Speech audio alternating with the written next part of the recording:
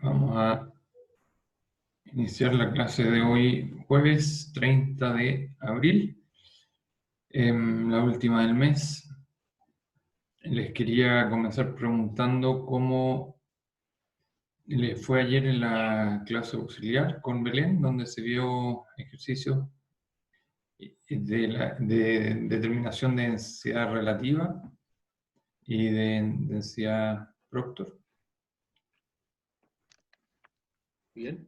¿Bien? Ok.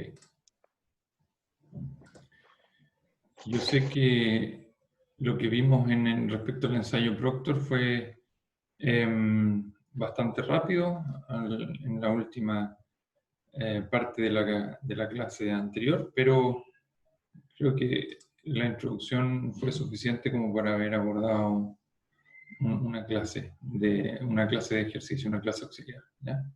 Espero que así también lo hayan sentido. La materia que estamos viendo obviamente se puede seguir en paralelo, como lo he dicho en otras oportunidades, con el libro Voodoo. Hay explicaciones complementarias, hay gráficos bastante didácticos para ir viendo la materia. Y también cada capítulo tiene varios ejercicios resueltos, ¿ya? Entonces ayuda a complementar lo que hemos visto en clase y por supuesto también lo de la clase auxiliar, porque les entrega más variedad de ejemplos, ¿ya? Casi todos ellos son ejemplos numéricos de determinar qué sé yo, propiedades o desarrollar un ensayo, entonces también colabora con lo que, o lo que van a hacer en el segundo laboratorio, ¿ya? Es todo bastante práctico y aplicado, son ejercicios cortitos, simples, creo que ayuda a madurar la materia. Pero yo me voy a dedicar en las clases entonces a tratar de llevar lo que los libros normalmente no abordan, que es su aplicación práctica, ¿ya? En base a lo que yo mismo he experimentado durante mi carrera profesional. Lo ideal sería obviamente ir a terreno y mirar los procesos y ver qué es lo que se hace, pero eso ya lo he dicho varias veces, este semestre no lo podemos hacer, entonces vamos a apelar a que ustedes mismos, una vez que esta pandemia empiece a retroceder y la tengamos más controlada, tengamos más libertad para salir, a tratar de ser observadores en nuestro medio, porque hay obras en todas partes, en las ciudades también, y a veces uno pasa y no las mira con detalle, pero ahora que estamos entendiendo materias nuevas, créanme que uno empieza a sentir como que, mira, esto antes no me había fijado, pero efectivamente está pasando aquí un rodillo y está compactando y debe estar buscando justamente densidades óptimas para que los pavimentos que se coloquen encima sean pavimentos que duren más, etc. Entonces uno le empieza a encontrar sentido a estas cosas. Y de eso se trata nuestra profesión, ¿no? Que básicamente prepararnos para diseñar y construir obras que perduren en el tiempo, ¿no? Entonces la mecánica de suelo o la geotecnia justamente es una de ellas, no la única ni la más importante, es una más, y que permite que en esa fase inicial, donde las obras se apoyan en el suelo, nosotros podamos definir las características necesarias como para que estas obras tengan una larga vida útil, ¿no? Si así lo queremos, porque también hay obras que no necesariamente se espera que lleguen a durar muchos años. Ahora, hablando de eso que suena un poquito más filosófico, cuando ustedes que se están preparando para ser ingenieros civiles y para diseñar y construir obras, ¿en qué parte de lo que han aprendido se define la vida útil? Es decir, ¿cuánto va a durar una obra? Yo sé que ustedes saben calcular resistencias, saben calcular deformaciones, para una amplia gama de materiales que usamos en construcción. Ahora estamos aprendiendo esto para el suelo, entonces están ampliando su conocimiento. Pero ¿dónde, en qué parte está lo que define la duración de la obra que yo voy a diseñar y construir? ¿O da lo mismo? Según yo, como toda la vida, tiene que haber una base bien estructurada para que haya algo firme y duradero. Entonces, Primero hay que saber bien dónde uno está parado y construir bien la base del edificio para que sea duradero. Ok, Pero ok. yo creo que igual tiene que ver Ujú. con los materiales que se ocupan, o sea, Ya. saber como las propiedades, yo creo. Conocer bien las propiedades, pero yo creo que ustedes eso sí lo dominan, ¿no? O sea, ustedes conocen las propiedades, saben cómo estudiar las propiedades, y a través de esas propiedades saben calcular resistencia, pero ¿qué domina la durabilidad de aquello? ¿Qué es lo que controla la durabilidad? ¿Cómo sé yo si el edificio que voy a calcular va a estar en pie 15 años, 50 años, 100 años, o como lo hicieron alguna vez los romanos, cientos de años, y quizás 1000 años o más? Profe, ¿Mm? podría ser por las normas con las que se construyen, ¿o no? Ya, ok, podría estar ayudado por eso. ¿Y de qué forma crees tú que tiene que haber en la norma? Porque por lo menos en el curso que yo estoy viendo, el hormigón tiene que tener como ciertos requisitos para cada uso. Ujú, Entonces, ujú. en algún momento nos están diciendo que para, no sé, el hormigón de pavimento se tiene que seguir esto, es porque así sería su forma óptima de vida, por ejemplo.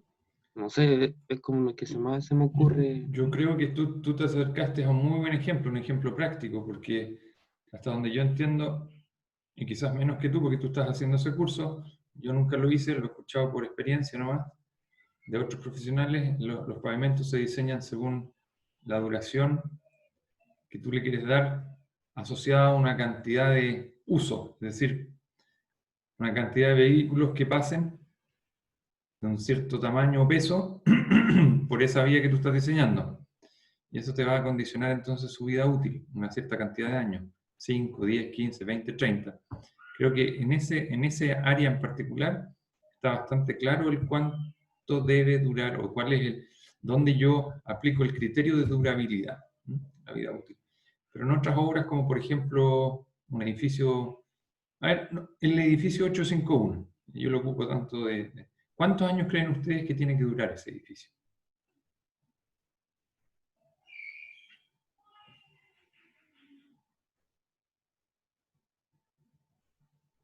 Durar significa que yo lo pueda usar en forma segura, ¿cierto? Para el uso que se definió. ¿Cuántos años? 50 años. 50, ok. ¿Alguien da más?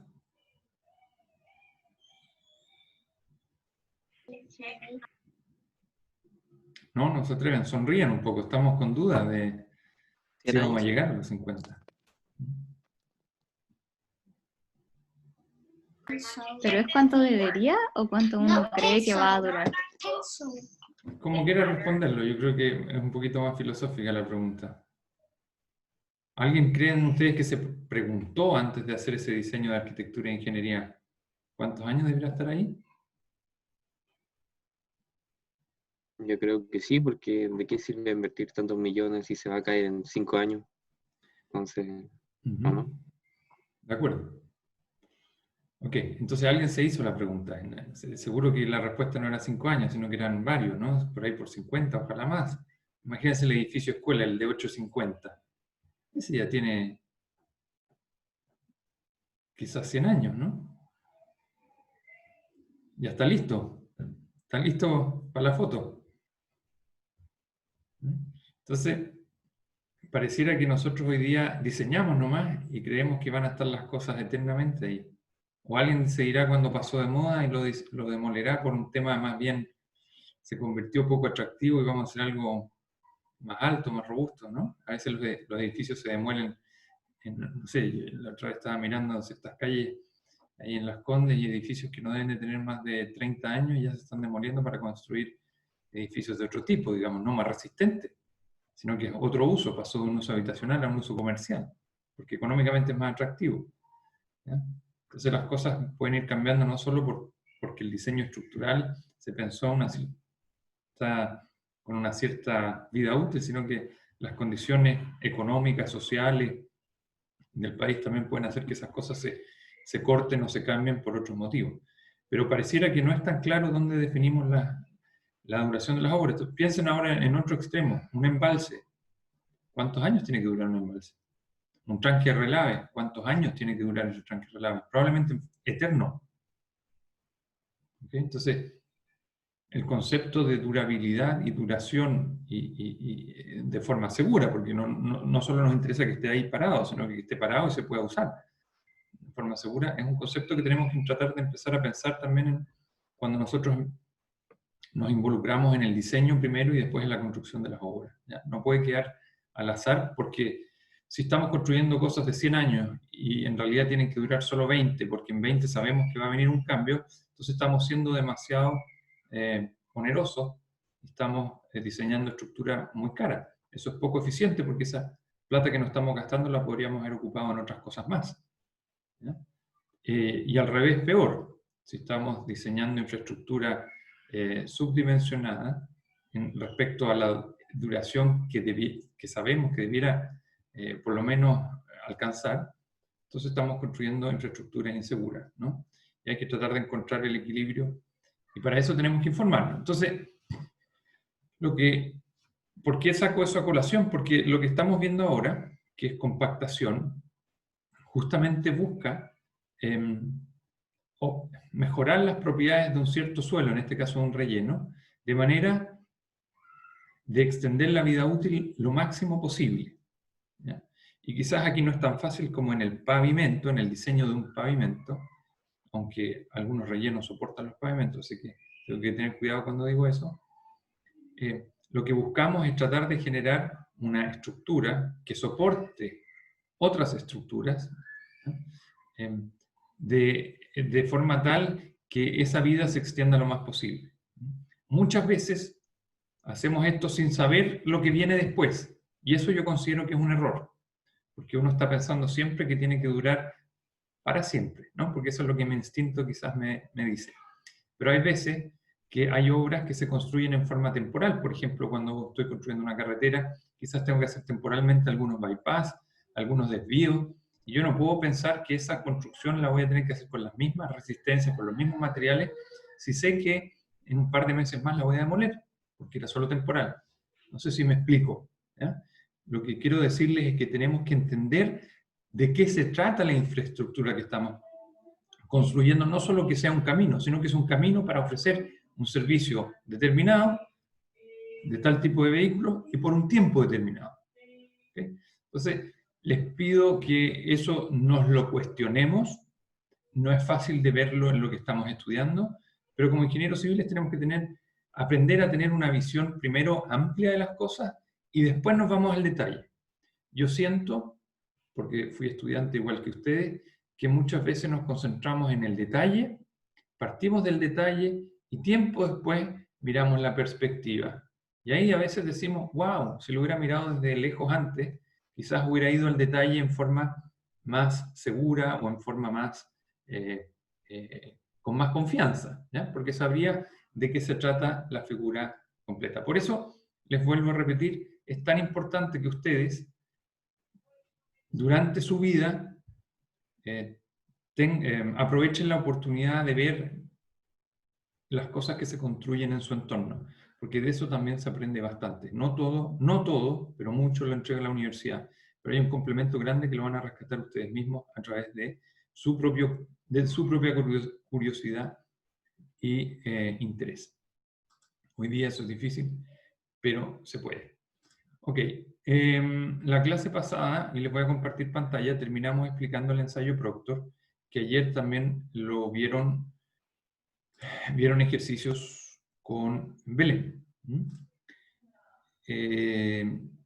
Yo quiero terminar de explicar algunas cosas más conceptuales de este ensayo, y terminamos con esta lámina que deben estar viendo ahora en su pantalla, donde se muestran distintas curvas de un ensayo Proctor sobre el mismo tipo de suelo, pero ensayado a distintos niveles de energía. Es decir, se usaron martillos de distinto peso, con lo que fuimos de una energía de 260 a 2600, o sea, 10 veces mayor. Y fíjense que el peso unitario, peso específico seco, peso unitario seco, peso específico seco, mayor cambia considerablemente, en este caso en particular, entre algo así como 15,5 a 18,2, solo porque le apliqué más energía. Entonces, si eso lo logramos hacer en laboratorio, ¿ya? Con un suelo para distintos niveles de energía aplicados, obviamente que va a suceder lo mismo en terreno, dependiendo de cómo yo compacte esos suelos. ¿Ok? Entonces, lo que les quiero decir con esto, no es que agregamos variabilidad al problema. No, no, no. Simplemente que si yo voy a ocupar un patrón de control me refiero a un ensayo de laboratorio que va a definir, esta es la densidad máxima seca que alcanza un suelo. Tengo que después en terreno comparar manzanas con manzanas o peras con peras, pero no al revés, pues si no, nunca lo alcanzo. ¿Ok? Es decir, si yo no sé con qué se va a compactar en terreno, porque no me han dicho de qué se trata la obra, entonces en mi estudio inicial, que se llama el estudio de mecánica del suelo, voy a tener que hacer ensayos Proctor a distintos niveles de energía, para que cuando llegue la faena de terreno y se definan los equipos con los que se va a compactar, tengan patrones de referencia para distintas energías también. ¿Ok? Ahora, si yo preliminarmente ya sé que voy a ir con un cierto equipo que se llama un rodillo vibrador de 10 toneladas y sé cuánta energía entrega, entonces yo, en forma anticipada, sé si corresponde usar un ensayo Proctor normal o Proctor estándar como referencia patrón. ¿Okay? Lo digo así, y parece quizás muy simple o trivial, pero créanme que en la vida real, real suena raro, como que esto no fuera la vida real, en la profesión, en la práctica profesional, este concepto que acabo de decir no es muy evidente y a veces se comparan peras con manzanas y muchas veces dicen, ¿saben qué? No, debemos estar mal con la compactación, démosle más nomás, porque en realidad falta para llegar a la resistencia. Y le dan más compactación y nunca se llega. ¿Ya? Y eso es un gasto de energía innecesario, porque en realidad lo que pasó es que se está comparando con el ensayo equivocado. Ok, voy a mostrar ejemplos de eso más adelante. Vamos a volver a usar este gráfico, ¿ya? Cuando les muestre los equipos de compactación y las energías que entregan. Esta última lámina o penúltima lámina es muy interesante. Son ahora, a diferencia de la anterior, son resultados de ensayo Proctor para distintos tipos de suelo, del 1 al 8. Y acá a la derecha, en la tabla, dice qué material es. Indica la clasificación de los suelos 1 al 8. Y ustedes, como ya aprendieron a identificar las clasificaciones, estas son clasificaciones USCS, parte arriba con arenas bien graduadas a arenas limosas, con un contenido fino de 12%, es la curva número 1, y sigue con arenas limosas, pero va aumentando el contenido de fino. Fíjense que el aumento del contenido de fino, ¿ya? Hace que la curva de Proctor sea cada vez menos pronunciada, ¿me entienden? Es una curva un poquito más alargada. Es decir, la curva, digamos, con la que logro la mejor compactación y la que logro quizás una curva más marcada es aquella que tiene una gradación, es decir, una distribución granulométrica amplia, tiene muchos distintos tamaños de partículas. Y eso tiene sentido porque en realidad lo que estoy haciendo ahí es las partículas grandes estarán juntas y se toparán con las grandes, pero al tener una buena gradación, los espacios que quedan entre ellas la van ocupando partículas más chicas. Por lo tanto, la densidad que logro es una densidad muy alta, porque tengo todos los espacios ocupados con distintos tamaños de partículas, ¿no? Entonces tiene sentido que esos suelos tengan una densidad que alcancen un peso unitario seco alto, ¿ya? Respecto a las menos graduadas. Y después está la 2 y la 3, que en realidad se parecen mucho porque las dos son arena limosa, con casi el mismo contenido de fino, pero la 2 está bien graduada y la 3 está pobremente graduada. Y aquí lo mismo, la 2 que tiene más distintos tamaños de partículas, alcanza un peso unitario mayor que la que tiene una gradación de partículas más parecidas entre sí según tamaño. ¿ya? Por lo mismo que expliqué antes. Las partículas grandes, los espacios que dejan, las empiezan a llenar partículas chicas, por lo tanto el índice de vacío, ¿ya?, es más chiquitito. Entonces, de eso ya se logra sacar una primera conclusión. Los suelos que tienen una buena gradación, es decir, que tienen una amplia distribución de tamaños de partículas, son aquellos que me van a permitir llegar a pesos unitarios más altos. Y otra observación que se puede hacer de eso es que además se logra ese nivel de peso unitario mayor o densidad mayor para humedades menores. ¿Ok? Y eso también podría ser beneficioso, porque si la humedad la tengo que agregar yo en el terreno, a través de la humectación o riego, bueno, me conviene que necesite menos agua, ¿no? Porque el agua no sobra. Entonces también hay un beneficio ahí. Después nos vamos a las arenas, y las arenas, en este caso hay una arena, perdón, es una arcilla arenosa, la 4, ¿ya? Perdón, cada vez me voy a 4, 5, 6, 7, 8, cada vez me estoy yendo a suelos más finos, ¿no?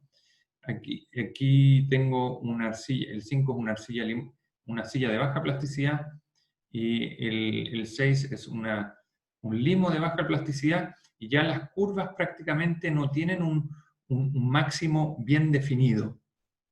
¿Sí? Entonces estos ensayos son difíciles de interpretar, porque ¿dónde está el máximo? Ahí, pero para cualquier otra humedad, las otras densidades son muy parecidas al máximo. Entonces eso en terreno va a generar quizás que yo tenga una amplia gama de humedades para las cuales logre densidades altas.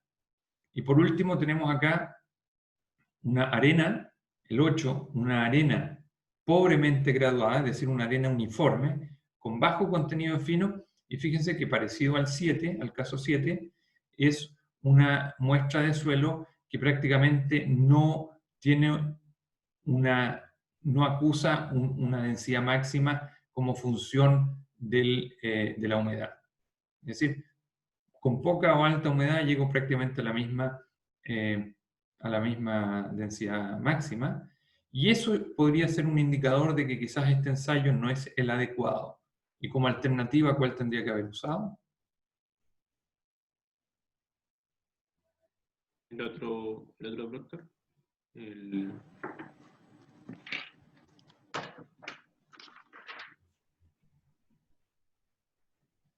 No el estándar. Es que, de acuerdo, podría probar con el otro Proctor, pero tampoco dije que este es el modificado, solo dije que era un Proctor. A lo que voy es que si son arenas pobremente graduadas, lo que debiera hacer es, con un resultado como este, que no marca un máximo bien diferenciado del resto, debiera quedarme y probar el ensayo de densidad máxima y densidad mínima, y probablemente ahí sí refleje mejor el sistema de compactación para este suelo. Es probable que el amasado que vimos aquí, este sistema de amasado, el suelo no responda bien, porque cada vez que le pego, imagínense un balde con arena, que le empiezo a machacar con una piedra adentro. Y tomen arena de la playa.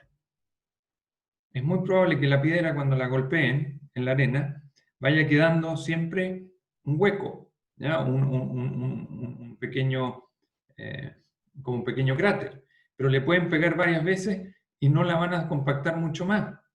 Lo que va a quedar siempre, van a haber sucesivos cráteres. Es decir, el método de compactación por amasado para ese tipo de suelo no estaría funcionando adecuadamente, entonces me debería ir a probar el otro método. ¿Se entiende? Lo que quiero decir es que no es blanco o negro. Hay suelos que el mismo ensayo me puede estar diciendo, ¿sabes qué? No responde bien a este sistema de compactación, entonces yo debería tomar la decisión de ir a probar el otro. ¿Ya? No es que me haya equivocado, es que estoy probando empíricamente que no funciona. Bueno, también podrían decir me equivoqué, pero a priori estos errores no los considero un error, sino que los considero la interpretación adecuada de un resultado. Después aparece, las últimas dos láminas son un ejercicio donde tengo aquí las distintas humedades a las que confeccioné una muestra de suelo y los pesos unitarios húmedos para los cuales compacté, ¿ya? O que logré. Profe, ¿Sí? una pregunta. Sí. En la lámina anterior, ¿es mejor que tenga como un rango mayor de humedad en el que varíe el peso específico o que sea más corto, como el 1? A ver, no sé si entiendo la pregunta. Desde un punto de vista, o sea, lo que quiere decir esta figura es que hay suelos para los cuales este ensayo funciona bien y hay suelos para los cuales tú te das cuenta por la curva que se genera que no es un buen ensayo porque este método de amasado no los logra densificar adecuadamente, ¿ya? Porque para distintas humedades no pasa casi nada diferente.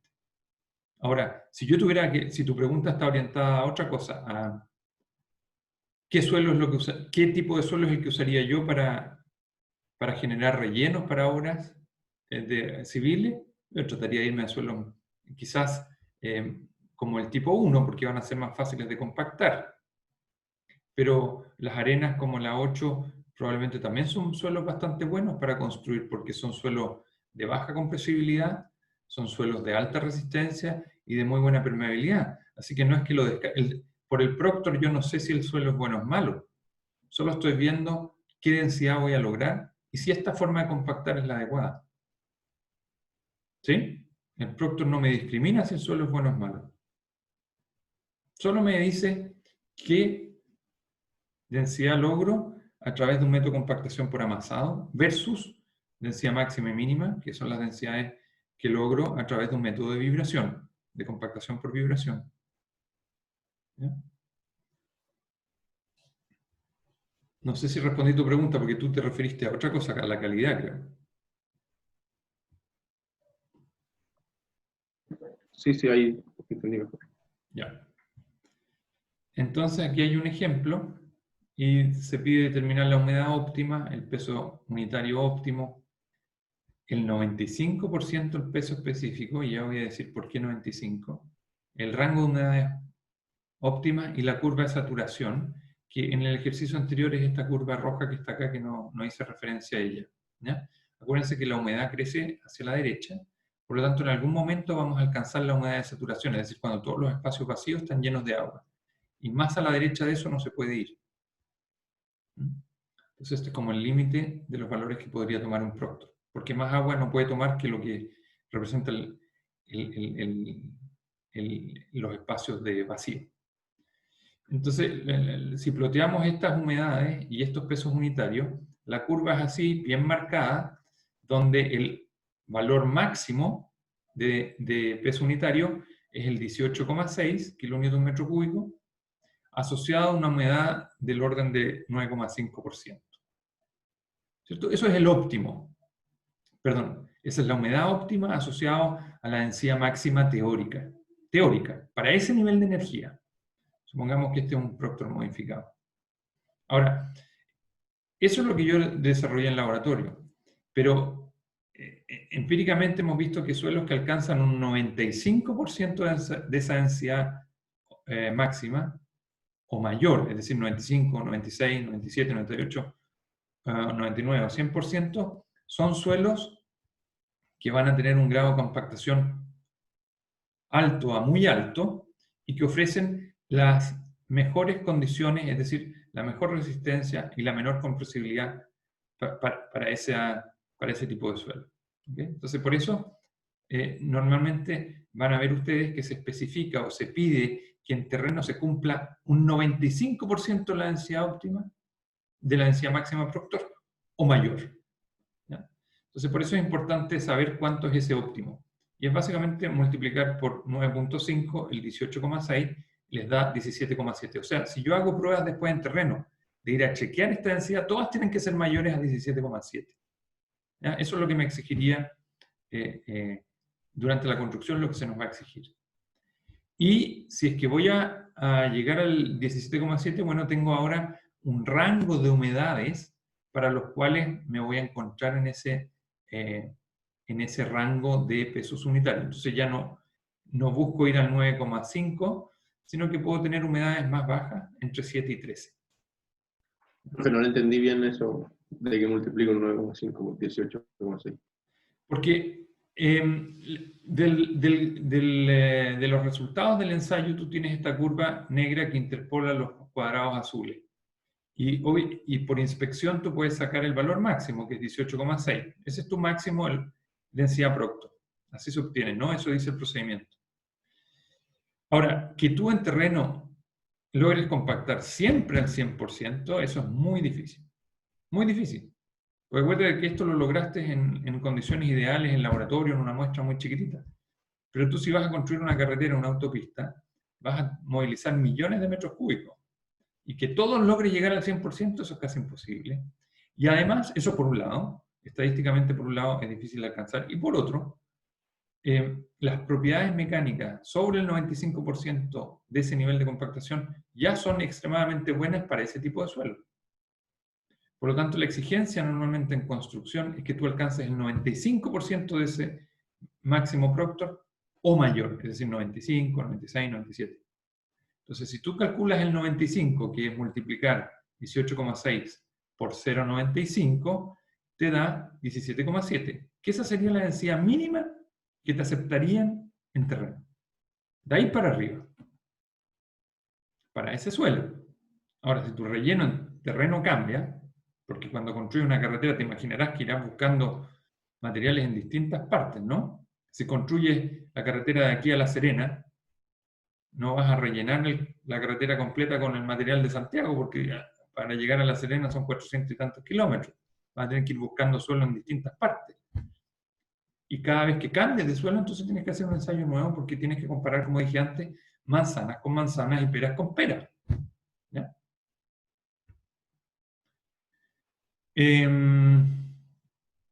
Entonces vamos a tener este rango de humedades para aumentar el terreno y este rango de aquí de densidades que satisfacer.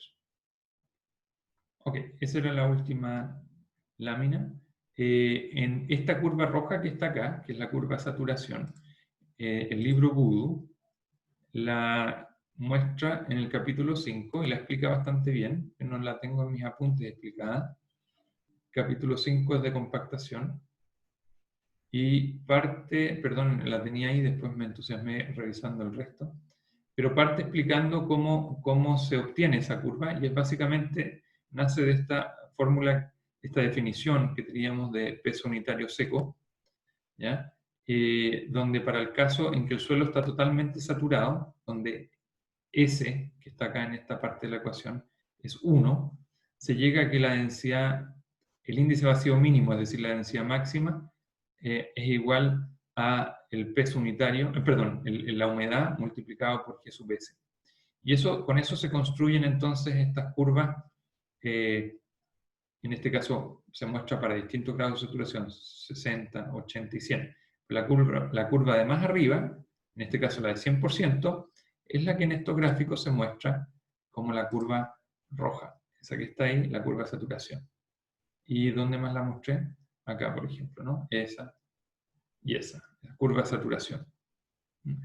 Hacia la derecha de ella no existe ninguna posibilidad de estar, porque más agua no le va a entrar al suelo. ¿Cierto? ¿Ya? Porque estarían todos los vacíos ocupados por agua. Ok, vamos a ver entonces, habiendo entendido cómo compacto el suelo, no cómo lo compacto, sino que cómo logro determinar las densidades máxima de compactación, vamos a ver qué hago en terreno.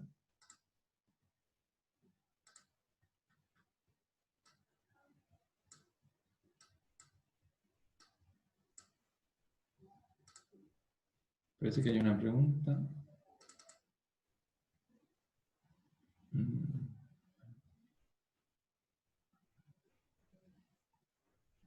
Perdón, me escribió Rafael y me dijiste que a un amigo se le cayó el Wi-Fi y partamos un poquito después. Pero creo que ya no lo hice, me salté. Lo lamento. ¿Logró tu compañero volverse a conectar? No. Ah. Dijo que se le fue la corriente. Ok. Bueno, igual la clase la estoy grabando, así que va a quedar en un curso si te comunicas con él, para que la puedas revisar después. ¿Ya? Ok, entonces, compactación en terreno. Vamos a ver qué se puede hacer. Yo creo que aquí vamos a ver temas de construcción, ¿no? De constructivos más que de construcción.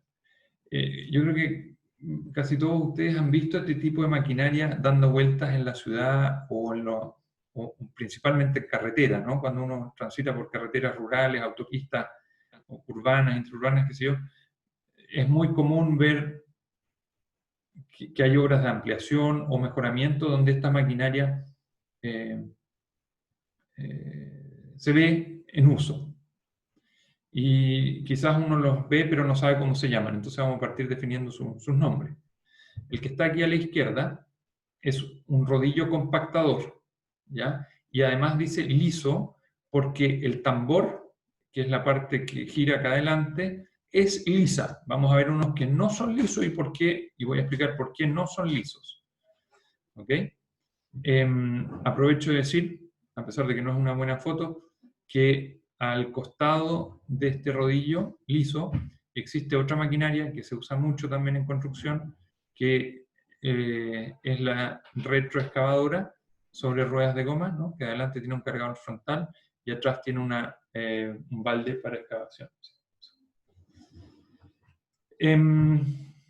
Y a la derecha tenemos otro equipo de compactación que se llama rodillo neumático, ¿ya? El anterior tenía un rodillo metálico, este aquí a la derecha tiene un rodillo neumático porque en vez de ser un cilindro, tiene en este caso 5 ruedas adelante y creo que 4 o 5 ruedas atrás, es decir, aplica una compactación sobre una superficie menor, ¿no? Porque tiene ruedas, digamos, por lo tanto el lugar de apoyo está separado por secciones cuyo ancho es igual al ancho de estos neumáticos, mientras que el rodillo liso tiene un apoyo continuo. Ahora, el rodillo neumático, lo vamos a ver más adelante, sus aplicaciones, por ahora estoy solamente definiendo nombre, pero este tipo de carga genera una carga estática, es decir, el peso completo se distribuye sobre su área geométrica completa, mientras que el rodillo neumático, al tener una zona de carga, una vacía, otra de carga, una vacía, otra de carga, una vacía, es decir, tenemos los neumáticos separados por un cierto ancho, esto produce una carga más bien de amasado, ¿ya? A diferencia de esta que es una carga continua. ¿Ya? No sé si alguno de ustedes no había visto alguno de estos equipos o les son familiares. El de la derecha yo no lo he visto. No lo había visto, ya. Este es, claro, tienes razón, este es más común, el de la izquierda, y el de la derecha es menos común, y típicamente en Chile por lo menos lo vemos más cuando se producen los trabajos de compactación de los asfaltos, que es la última capa, es la capa sobre la cual los vehículos ruedan, ¿ya? Mientras que los rodillos lisos los vemos también, o mucho más quizás, en la compactación de suelo. Acuérdense que el asfalto también es un material granular, podrían ser gravas o arenas gruesas, más bien gravas, digamos, mezclados con bitumen, ¿eh? Una mezcla bituminosa. Entonces, por lo tanto, también el amasado o la compactación son necesarios para lograr una densidad óptima. Después vienen nuevamente los rodillos. Sí. ¿Y no afecta que la separación que hay entre los neumáticos, que tenga que pasar como más de una vez? Sí, claro, pero justamente eso es lo que se busca, que tú vayas apisonando, pero de manera en que dejaste algunos lugares bien compactados y otros no, porque eso te genera que las partículas se vayan acomodando entre sí. Después pasas de nuevo, ojalá sobre lo que en la vez anterior te había quedado sin compactar, y entonces estás haciendo un proceso así, ¿no? A diferencia del rodillo que pasa de una sola vez sobre todo. Vamos a ver otros casos que son parecidos. Este que está acá, los dos son un rodillo, pero aquí se nota una diferencia importante en que el rodillo de la izquierda tiene protuberancias, ¿cierto? Tiene como, ¿cómo se podría decir? Asperezas o cachos sobre el tambor. Y eso se le llama un rodillo pata de cabra, al tambor básicamente. Pero bueno, el rodillo es el que le da el nombre el tambor es el que le da el nombre al rodillo, ¿ya? Entonces esta, a diferencia de la anterior, genera presión, por supuesto, porque tiene un peso alto, pero también amasado. Un amasado distinto al del rodillo neumático, pero también tú, si miraras en el terreno cómo queda el suelo después de haber pasado un rollo, vas a ver que van a ver, es como que hubieran pisado con un taco, ¿no? Entonces vas a ver zonas más profundas y otras zonas más elevadas. Y lo mismo que te expliqué hace un par de segundos, lo que se busca es que en la segunda pasada del rodillo no entre justamente sobre los mismos orificios que dejó en la primera pasada, sino que vaya a hundir lo que quedó como protuberancia en el suelo, ¿me entiendes? Entonces, también cada vez que pasa el rodillo está generando una suerte de amasado del suelo. Te veo con cara de duda, pero en realidad se había quedado pegada la imagen. Estabas con la mano así como con duda. Sí, que se quedó pegado. Sí. Oye, pero lo que quiero decir con eso es que debieran de empezar a pensar cuál es el paralelo con los ensayos que estábamos viendo. El amasado, que acabo de explicar a través del rodillo patecabra y del rodillo neumático, es más parecido, no igual, al ensayo Proctor, que es un ensayo que también voy pisonando por sectores, ¿se acuerdan? Y el rodillo que está aquí a la derecha, que es un rodillo liso y vibrador, es decir, este rodillo aquí genera una vibración vertical del tambor, es decir, hace pequeños saltitos, por así decirlo. Se podría parecer más al ensayo de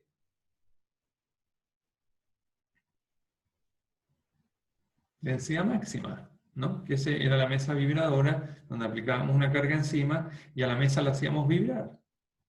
¿Se acuerdan? Entonces, lo que quiero que vean no es que solo se aprendan cómo se llaman las máquinas, sino que vean que el efecto de la máquina compactadora sobre el suelo se parece más a un tipo de ensayo que vimos de laboratorio para compactar, y el otro se parece más al ensayo de mesa vibradora.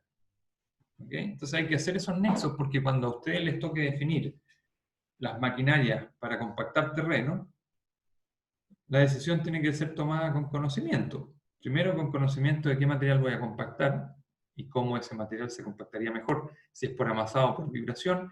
Y dos, más importante, o tan importante, es con qué ensayo lo voy a comparar. ¿Me siguen? Entonces no es cualquier equipo, no es el que esté más barato, no es el que esté disponible, es aquel con el que voy a lograr la mejor compactación posible, no porque lo voy a pasar más veces, sino que porque es el adecuado para ese tipo de suelo. ¿Ya? ¿Y por qué quiero eso? Por lo que dijimos al principio de la clase, porque yo estoy velando por obras seguras, ¿ya? Y con una cierta durabilidad. Por lo tanto, no me da lo mismo con el equipo que vaya a hacer esto. Hay tipos de suelo que podrían adecuarse a distintos equipos. Bueno, eso lo tendremos que estudiar caso a caso. ¿Una pregunta? Sí. Como mismo en los ensayos teníamos que intentar como con distinta energía para hacer la compactación, estos equipos tienen forma de controlar cuánto peso le ponen al piso o cuánta frecuencia de la onda tiran, no sé. Exactamente, tienes toda la razón. Eso es así. Estos equipos primero tienen pesos definidos. Estos rodillos los venden de distintos pesos, o sea, los fabrican de distintos pesos, de distintos tamaños, digamos, y por lo tanto distintos pesos. O sea, los tambores traen distintos tonelajes. Yo te lo voy a mostrar en las próximas láminas. Y estos que son rodillos que vibran, porque además hay pata de cabra que vibra. Es como un híbrido. Compacta, con vibración, pero además es pata de cabra. Bueno, eso es porque hay suelos que están ahí en la quemada, como decimos en chileno, ¿no? Entre que son suelos que se logran compactar bien por amasado, pero además la vibración ayuda. Es decir, no es pura arena ni tampoco es puro fino. Debe ser una mezcla bastante bien graduada. Entonces, no lo tengo en foto, pero son de este tipo, así con esta mesa que les permite generar la vibración, pero además tiene pata cabra aquí, con rodillo no liso. Pero, por un lado, estos rodillos entonces tú los puedes seleccionar por peso del tambor, y después por ahí arriba en la cabina tú puedes seleccionar el rango, la frecuencia de vibración, tal cual como tú dijiste, en un determinado rango. ¿Ya? ¿Y eso qué estás controlando ahí tú? La energía. Es decir, te estás subiendo o bajando en esas curvas Proctor que vimos de ensayo laboratorio, tal cual como tú lo planteas. Bueno, después hay otro tipo de obras, que son obras, por ejemplo, como las que se muestran acá, que son obras de relleno de zanjas para colocación de tubería, para construcción de obras menores, quizás urbanas, ¿ya? Donde un equipo como el que mostré anteriormente no es capaz de ingresar porque el ancho es muy grande, es mayor que el ancho de la zanja, entonces existen equipos más pequeños para compactar. Y obviamente, como son de menor masa, van a generar menor energía por mucho que puedas controlar la frecuencia de vibración, porque eso te va a dar un rango para el cual de entrega de energía. Entonces, por un lado, al lado derecho están las placas compactadoras y en el lado izquierdo unos más chiquititos todavía, que son el pisón compactador, que en Chile normalmente lo llamamos en forma coloquial el pata-pata, ¿ya? Entonces este genera aquí, hay como una especie de amortiguador que hace rebotar en forma bastante visible el impacto de esta lámina compactadora sobre el suelo. Estos equipos entiendo yo que tienen la desventaja de que generan un impacto significativo sobre la persona que las usa, porque la vibración daña en el tiempo, ¿no?, las articulaciones de los operadores, ¿ya? Porque es una frecuencia de golpe bastante violenta y poco natural para un humano, ¿no? Cuando me tocó trabajar en Inglaterra, las personas que ocupaban estos compactadores podían usarlo por un máximo de creo que media hora, con lapsos de descanso de, qué sé yo, una cierta cantidad de minutos hasta volverlo a tomar, y un máximo diario de 2 horas. Entonces, ok, nosotros podríamos decir técnicamente es muy bueno para lo que quiero hacer, pero quizás necesito 5 personas al día para ocupar un equipo. Eso también es una decisión nuestra, es decir, también tenemos que entender un poco qué efecto tiene esto sobre la gente. Pero no es solo la máquina la opera alguien. Entonces, probablemente, ok, se ve muy bueno, pero una placa compactadora va a ser más eficiente en el sentido de que la uso con menos operadores, etc. Esto no es solo física, ¿ok? Es física y tenemos que tomar en cuenta otras variables, como por ejemplo las humanas, ¿ya? o las físicas del cuerpo humano. ¿Ya? Pero son equipos más pequeños. Y aquí llego a una tabla que es la que preguntaba o hacía referencia a Alejandro, donde tengo distintos tipos de rodillos que vimos acá, el liso, el neumático, el pata de cabra y el vibratorio, y tienen rangos de presiones, ¿ya? Asociados. Obviamente estos rangos podrían ser mayores o menores si tú te vas a minería, donde los equipos son mucho más grandes porque tienes vías para acceder dentro de la mina más grandes y te conviene tener mayor capacidad de compactación. Entonces esta tabla podría quedar corta, ¿ya? Pero fíjate que aquí hay una clasificación sobre cobertura del área que abarca, ¿ya? El neumático, obviamente, como tiene zonas de vacío, tiene una cobertura menor, bueno, y el pata de cabra, como el rodillo tiene estas protuberancias, obviamente se apoya sobre un área mucho más chiquitita que la del rodillo completo.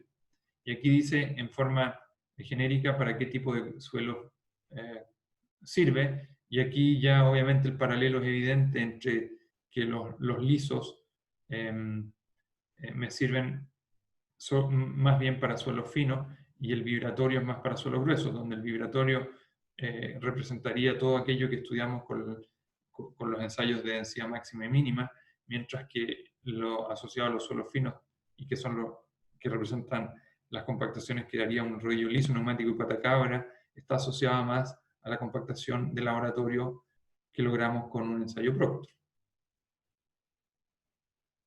Profesor, Aquí- una consulta. Sí, claro.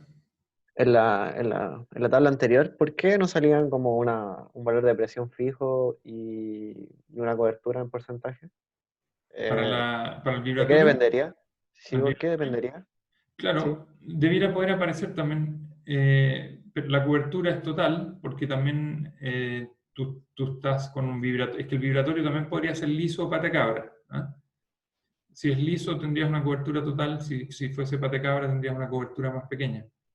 Y la Ya. presión del vibratorio es la presión de la masa más lo que tú logres generar por impacto, ¿no? Porque el rodillo va vibrando. Entonces es un poco más complejo, tendríamos que ampliar un poco más la tabla porque tiene muchas Muchas combinaciones. ramificaciones. ¿Ya? Muchas Pero gracias. acá hay otra tabla que quizás es un poquito más útil desde el punto de vista de cómo tomar una decisión de qué es lo que uso en terreno. Aquí tenemos, por ejemplo, rodillos lisos, vibradores de 10 toneladas, y acá los neumáticos, ¿se acuerdan los dos, los que mostrábamos en la primera figura? Y para distintos tipos de suelo, arriba suelos gruesos, están las energías que aplican y, perdón, esta es la capacidad, eso es lo que, la cantidad de material que son capaces de compactar, es decir, su rendimiento. Eso es lo que debería haber dicho, no energía, rendimiento. ¿Ya? Y espesores de capa que son capaces de compactar, y esta es la energía que entregan para ese espesor de capa. Ahora, si yo redujera los espesores de capa, esta energía iría en aumento, ¿no? Lo mismo acá para el compactador neumático, incluso aparece aquí como el asfalto, un tipo de material a compactar. Fíjense que el mismo compactador o rodillo neumático para distintos tipos de espesores generan obviamente energías mucho mayores. Si se acuerdan, las energías del Proctor estaban entre qué rangos?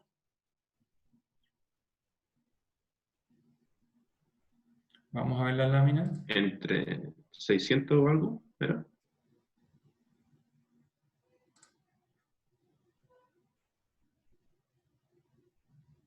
Y había una parecida que era con 500. Entre 600, estabas bien lo que decías tú, y 2700. ¿Ya? 600 es el estándar y 2700 es el modificado. Entonces un rodillo vibrador en gravas y arena, que es lo que obviamente haríamos porque son materiales que se compactan por vibrado. Espesores de 50 centímetros podría ser mucho, porque ni siquiera logro la energía que entrega un Proctor estándar. Ya tendría que ver qué energías logro con espesores un poquito menores.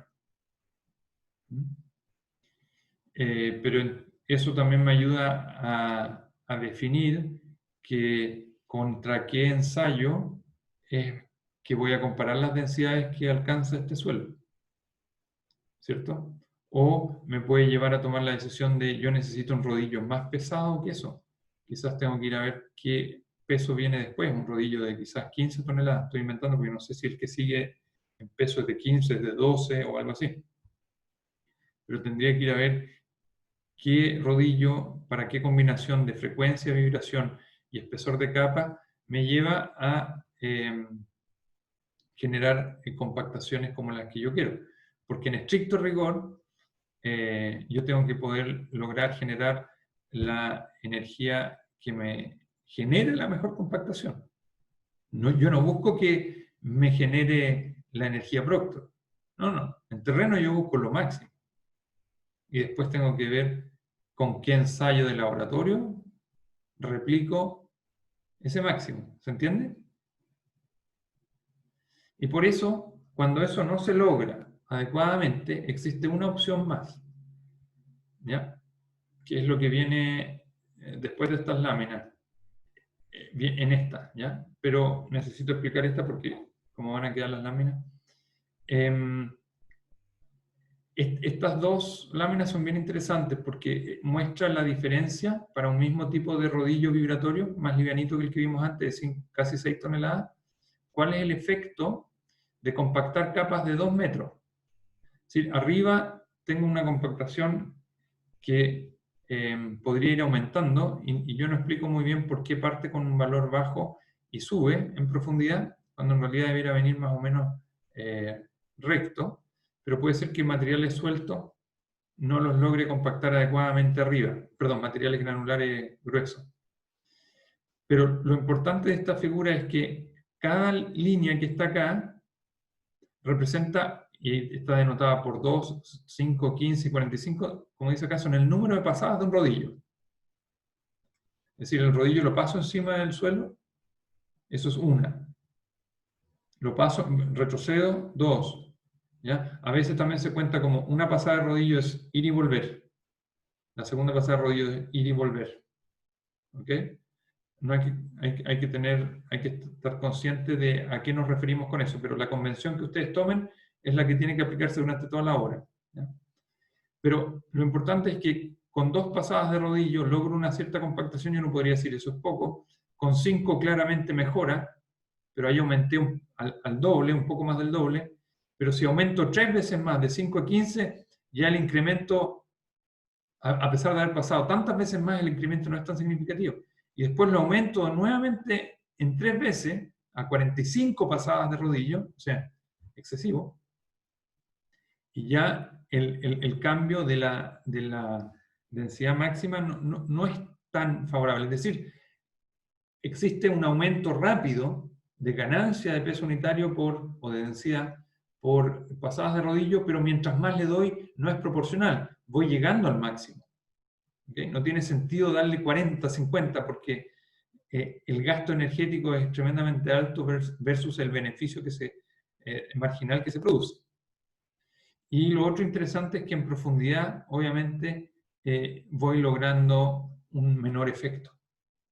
Entonces esto lo que me ayuda a entender es que no puedo irme económicamente, me conviene hacer las capas lo más gruesas posible porque va a significar un trabajo más rápido. Pero por otro lado va a haber un efecto menor respecto a la compactación.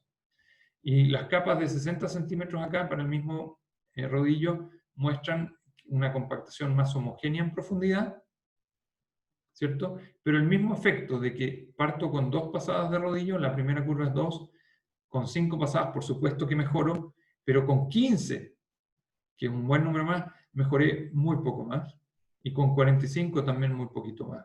Obviamente que hay una mejora, pero el tiempo que invertí en 45 pasadas de rodillo versus 5 es enorme, ¿no?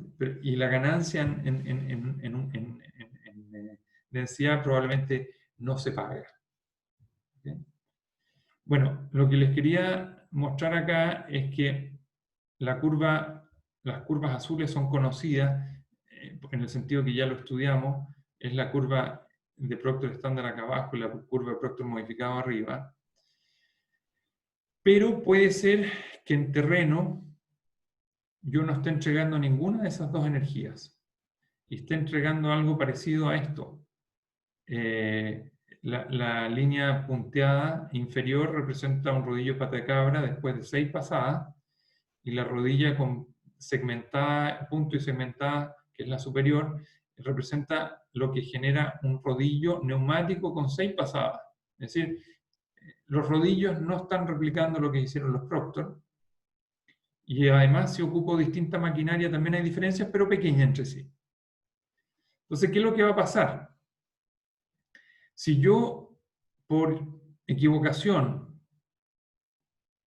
empiezo a verificar, empiezo a chequear densidades en terreno a través de los ensayos que vamos a ver, que son ensayos de campo, apoyados por el laboratorio, y estoy pidiendo un 95% del Proctor modificado, que probablemente es una línea por aquí, es decir, 17, algo, nunca lo voy a alcanzar, porque la compactación en terreno fue distinta a la del laboratorio, ¿no? Distinto sistema de energía.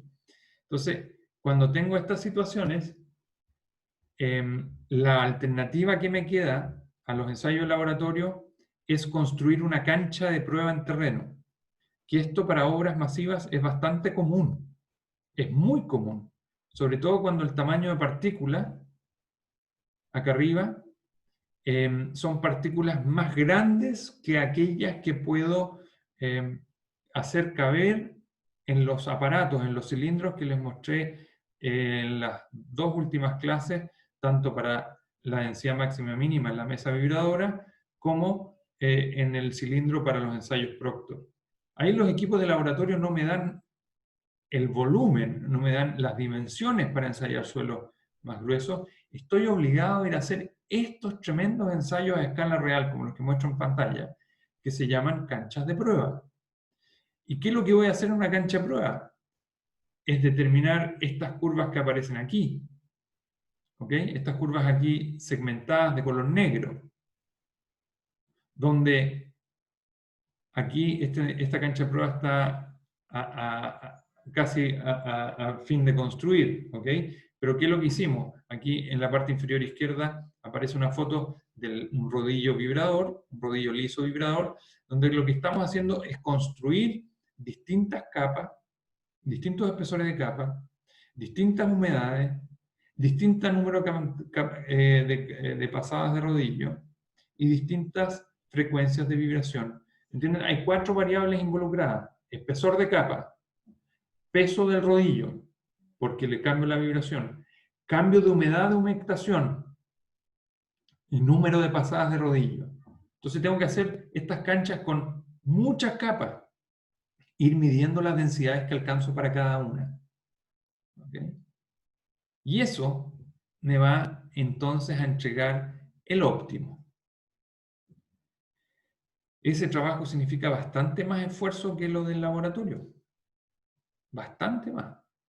Pero hay suelos que me van a obligar a irme a esa práctica. Y créanme ustedes que para la minería, sobre todo la gran minería, cuando tengo que construir grandes obras, grandes rellenos, como por ejemplo los que mostramos en las primeras clases, ¿se acuerdan de los depósitos de relave o de las presas de tierra para agua?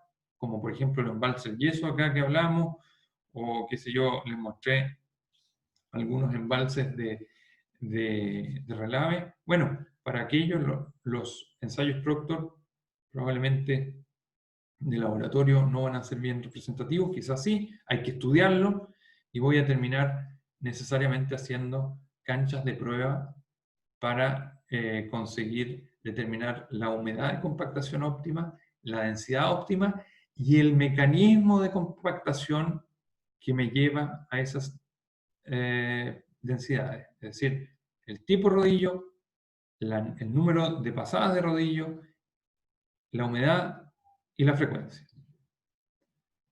¿Alguna consulta?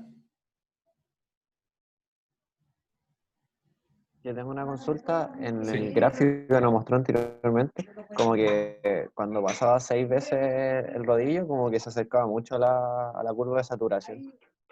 Sí es. ¿Eso no es un problema para nosotros en obra? Buena pregunta, muy buena pregunta. En ese sentido, parece que mi internet está inestable, espero que no me bote. Pero básicamente, Ahora se escucha bien. ya, básicamente lo que necesitamos es tener, probablemente humectar el suelo por el lado más bien seco, porque vas a lograr la misma densidad a que si lo humectas por el lado más húmedo. Pero en el lado más húmedo estás muy cerca de pasarte a la saturación. Y si tienes el material saturado te va a costar mucho compactar. Entonces, para responder tu consulta, en ese caso, cuando estás enfrentado a esto, muy buena observación, te tienes que asegurar humectando por el lado seco. ¿De acuerdo? Muchas gracias. Jóvenes, voy a tener que dejar la clase hasta aquí. Generalmente me comprometo a que sea 1 hora, siempre me paso un par de minutos. Lo último que me faltó de esta materia es ver cómo vamos a controlar las densidades en terreno. Esa es la última parte. ¿Ya? Lo vamos a ver el próximo martes.